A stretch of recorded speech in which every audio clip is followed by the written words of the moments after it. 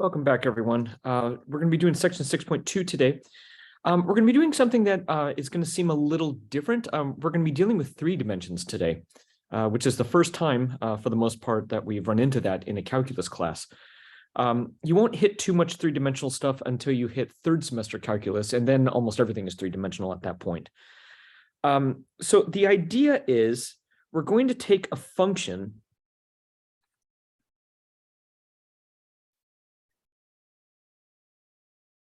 any generic function. And what we're going to do, of course, from A to B,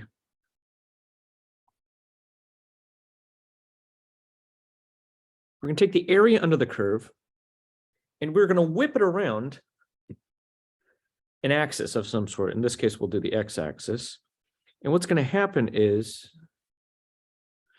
we're going to end up with a 3-dimensional rendering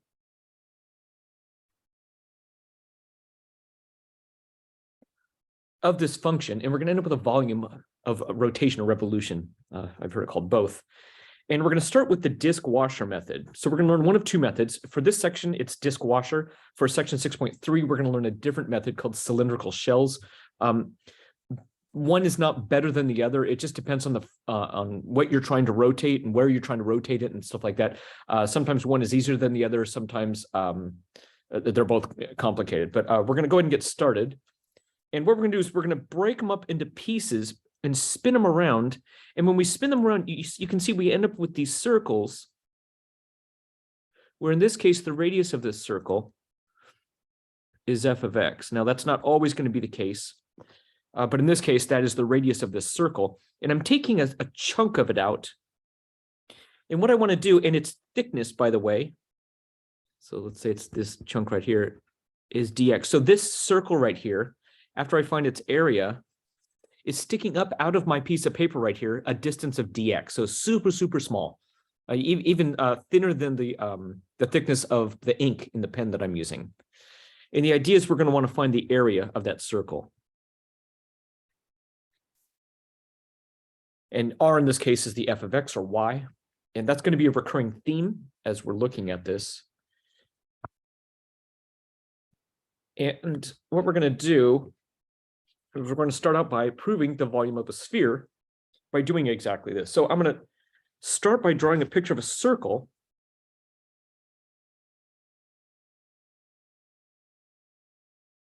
And actually, because of symmetry, I could draw an entire half circle. This is a radius r.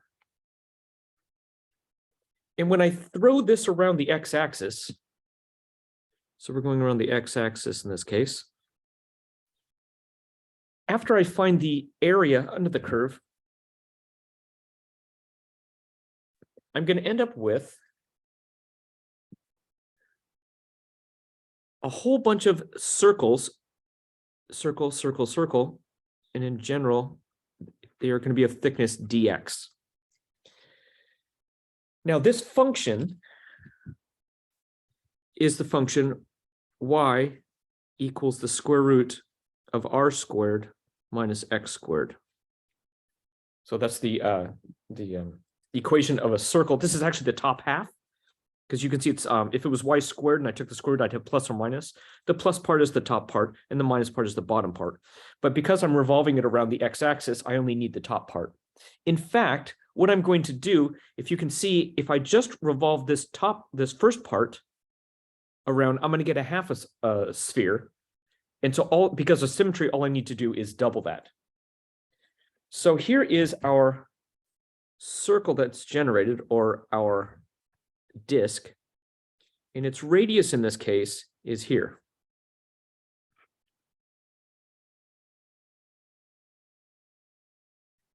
And what I'm going to do is I'm going to find the area of this disk, which is pi r squared. Now, this r of the circle is different than the r of the circle here. And what we're going to end up with is a dA equals pi times dV, pardon me, dV times r squared minus x squared dx, because of the thickness of the dx. So it's sort of a small cylinder. So we're going to end up with the volume is going to, I'm going to go ahead and pull the pi out. And again, because I'm only doing half a sphere, I'm going to double that so that I get the entire sphere. This way I can integrate from 0 to r. Note that it's an even function, so I'm able to do that. And here's the pi, and then here's the radius of the circle, which is no radical anymore. So the volume is 2 pi from 0 to r of just r squared minus x squared dx. Right, we're here. Well, this makes a very easy integral. This becomes r squared times x from 0 to r minus 1/3 x cubed from 0 to r.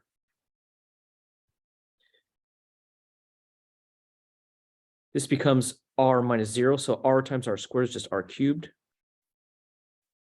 And this becomes r cubed minus 0, so minus 1/3 r cubed.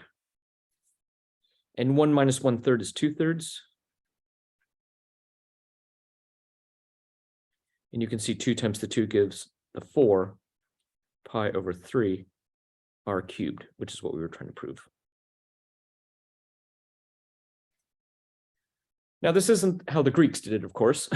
This is how modern day people that know calculus can find the volume of a sphere. But this is one of numerous methods on how to find the volume of a sphere. All right, next up, find the volume of a solid obtained by rotating about the x-axis again, the region under the curve y equals root x. So let's once again draw our picture. For this chapter, knowing how to draw the pictures is going to be very, very important. I mentioned that in the previous video, and I'm mentioning it now.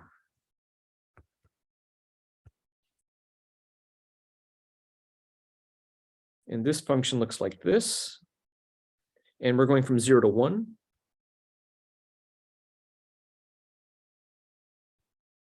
And this is 1 here. This is 1 here. The area of interest is here. Once again, this is the function y equals root x. And we're going to take one sliver, and then this one sliver will represent all slivers, and we're going to add all those up, which we call an integral. So here, since we're going around the x-axis,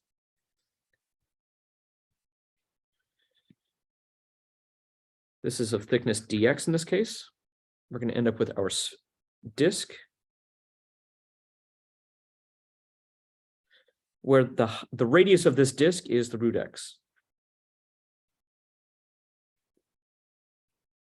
which means our area is pi root x squared, or pi x. So to find the volume, we have to add all of them up.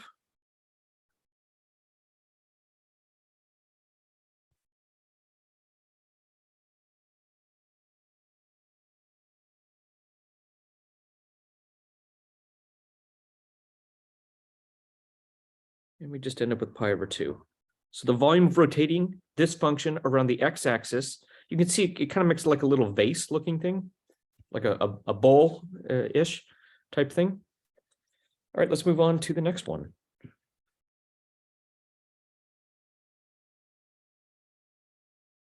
Example 3. So we are now going around the y-axis, which means things are going to change a bit.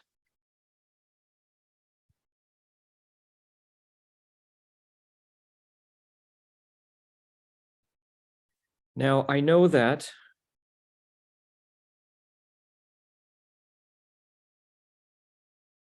we are, in this graph, looks like x cubed.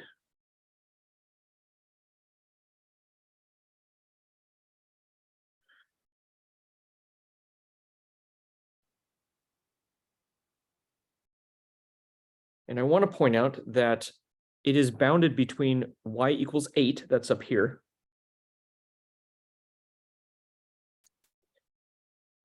and x equals 0, that's the y-axis. So the area of interest is here.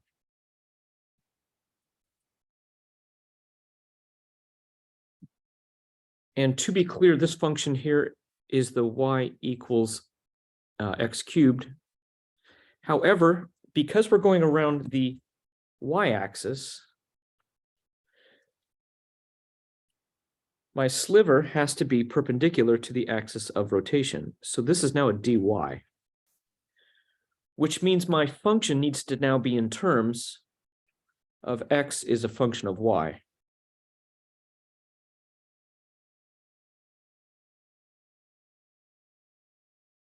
And it looks like y is going to go from 0 to 8 in this case. So let's come up with our disk.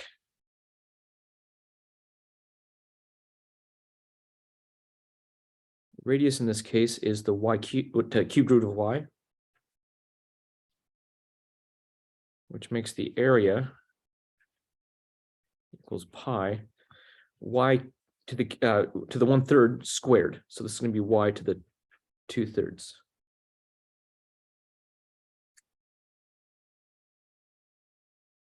So my volume is going to be pi, the integral from 0 to 8, y to the 2/3. Now, how do you know when you need to rewrite the function in terms of x as a function of y? You look at the sliver. If it's a dy, then everything has to be in terms of y, including the boundaries. So using power rule,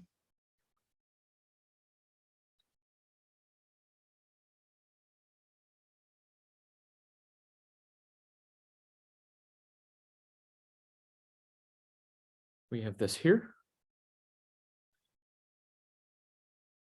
And let's take 8 to the 5/3 power and see what we get. 8 raised to the 5 divided by 3 power is 32. You can view it also like you're taking the cube root of 8, which is 2.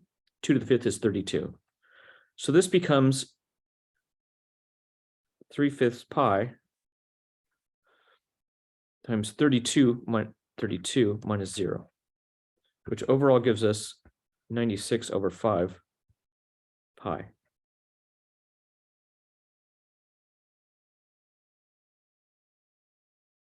And again, we knew that it was going to be dy because we're going around the y-axis. All right, now we're going to have two different curves instead of just a single curve. So if you notice, the name of this section is the disk/washer method. And that's exactly what we're going to end up with on this one. So we have a curve that's enclosed by the line y equals x and the parabola y equals x squared. And I'm going to over-exaggerate the graph a bit, just so we get a better feel of what it is that we're trying to do. And I want to utilize some of the space up here and point out where these two intersect.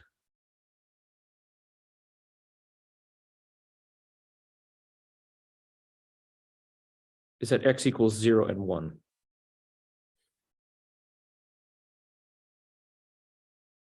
So both functions are going to cross through that point there, and the origin. So the y equals x squared, I'm going to over-exaggerate this a bit. There. This is y equals x squared versus the straight line.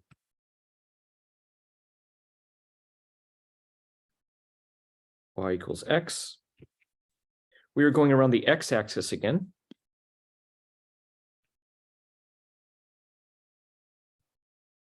The area of interest is between the two. And because I'm going around the x-axis, I'm going to have a dx sliver. Now my circle is no longer just going to be a circle. This is now going to be a disk with a hole in the middle. And you can see there's a gap there. So this first function is the x squared. The second function is just x. And the area of interest is around like that, which makes the area pi outside one x squared minus the little circle, which we don't want,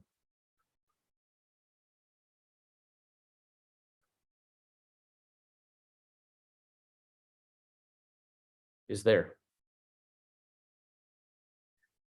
So our volume, adding up all of these little areas here, our volume is going to be pi, the integral, x goes from 0 to 1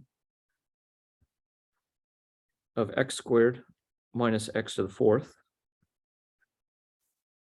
dx. To me, the whole key to any of these is the setup.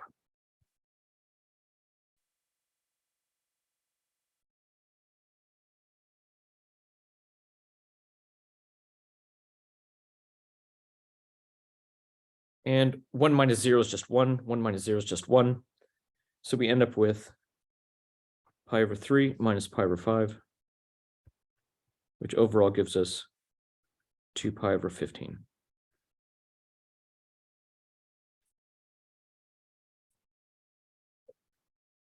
All right. So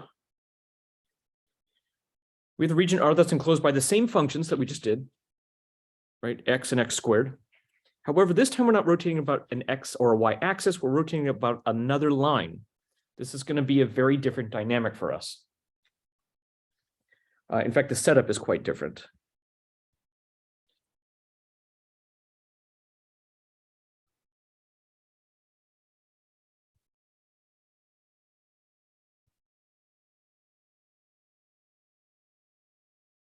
So we are now rotating this around y equals 2.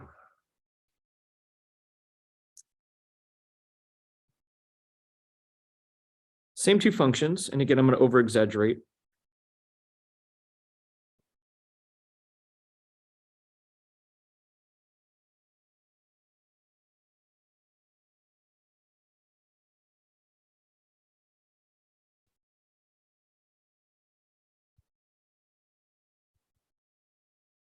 Giving us the region of interest is still here.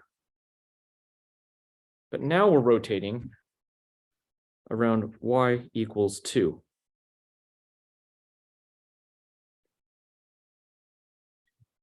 Now our sliver is still a dx. Notice that y equals 2 is parallel to the x-axis, so that makes sense.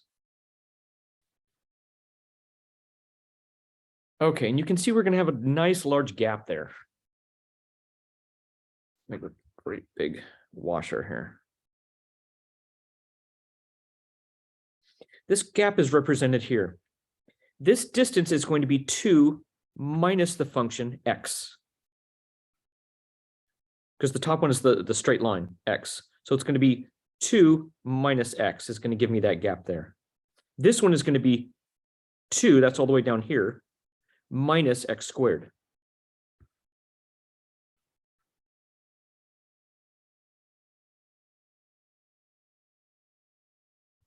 Now that might be a little hard to wrap your head around. It's going to take a little bit of time probably to kind of really get a good idea of what that is going on. So the whole thing from the x-axis to here is 2 minus each of the functions. The inner one is the gap. That's the empty gap in the middle there. The outer one is all the way to here. That's the x squared relative to the line y equals 2. Which means the area is going to be pi r squared. That's this one for the outer, minus the gap.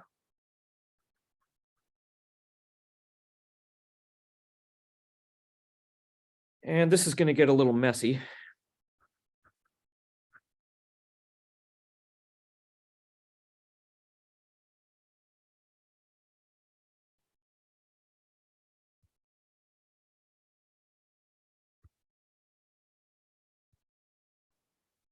Don't forget to distribute the negative as we do this.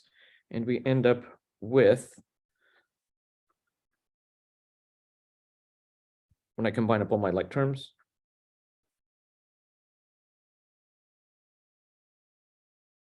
and that is what we're going to integrate against.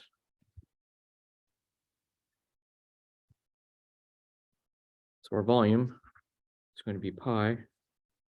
Again, we're going from 0 to 1.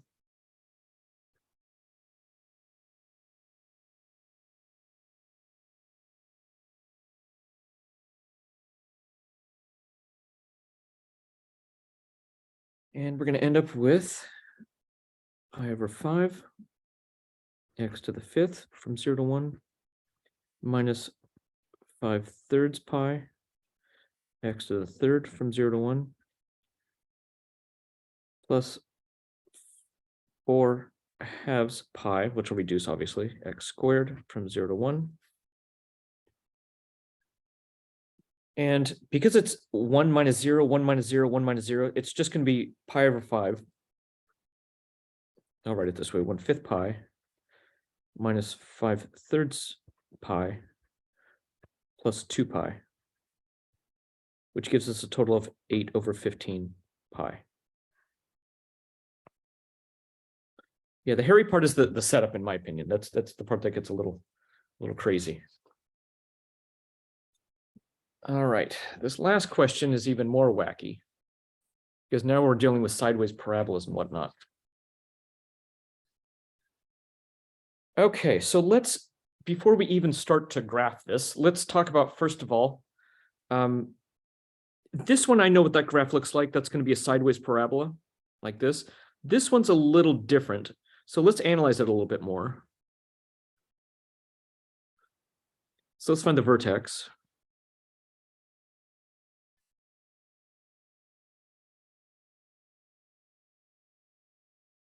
There's no b for this one. So y equals 0. When y equals 0, x equals 1, which means that the vertex is at the point 1, 0. Let's find the y-intercepts, where it's going to cross the y-axis. That means x equals 0. So that's going to be 1 minus y squared equals 0, or y equals plus or minus 1.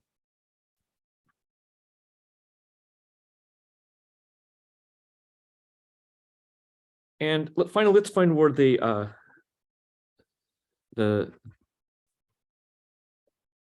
graphs intersect.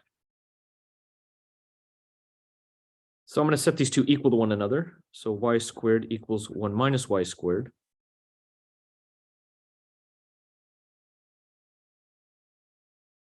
So it looks like we're going to end up with y is going to equal plus or minus 1 over root 2, which is root 2 over 2, which is about, just for an idea of what we're looking at here. Okay, so we have enough information that we can graph this now.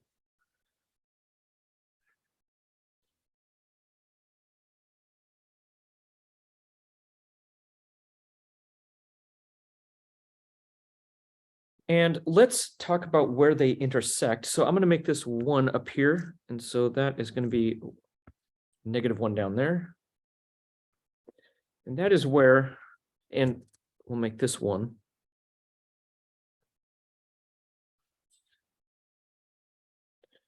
And remember, we are rotating around the line x equals 3.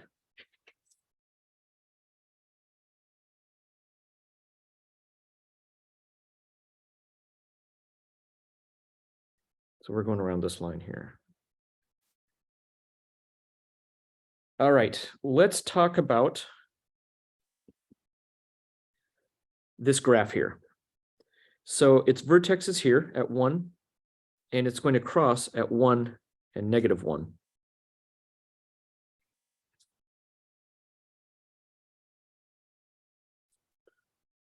This is x equals 1 minus y squared. The other graph, they are going to intersect about here, root 2 over 2, negative root 2 over 2.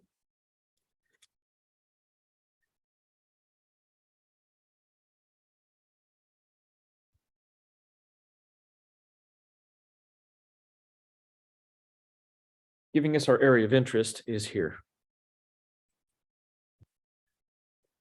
Now notice that x equals 3 is parallel to the y-axis, which means I need to have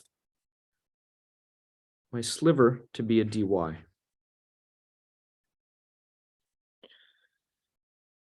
And again, that's relative to here. So I'm going to do a giant washer. Area of interest is here. Now the inner one is the distance here. That's a distance of 3 minus this function here.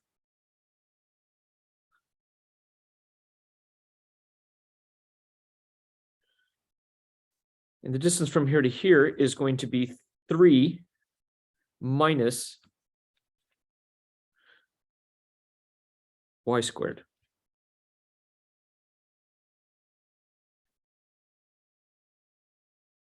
So that gives us an area of, the outermost one is going to be pi 3 minus y squared squared minus this one. Now this becomes 2 plus y squared squared. 3 minus 1 is the 2. Negative, negative becomes the y squared. And this becomes our integral.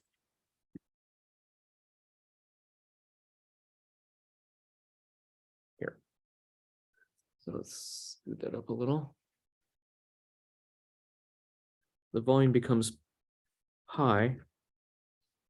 The integral, now I'm going from negative root 2 over 2 to root 2 over 2. I'm going to FOIL that out. That's going to be 9 minus 6y squared plus y to the 4th. Minus, and I'm going to FOIL that out as well. That's going to be 4 minus 4y squared minus y to the 4th dy. And I'm going to crunch all that together. Notice that the y to the 4th go away. I'm also going to notice that because it's an even function, I can go, I mean, I'm going from the same boundaries here. I can actually just go from 0 to root 2 over 2 and then double that. So I'm going to turn that into a 2 pi and change the boundaries from 0 to root 2 over 2. You don't have to do that. It just makes it a little bit easier. This becomes negative 10y squared plus 5 dy.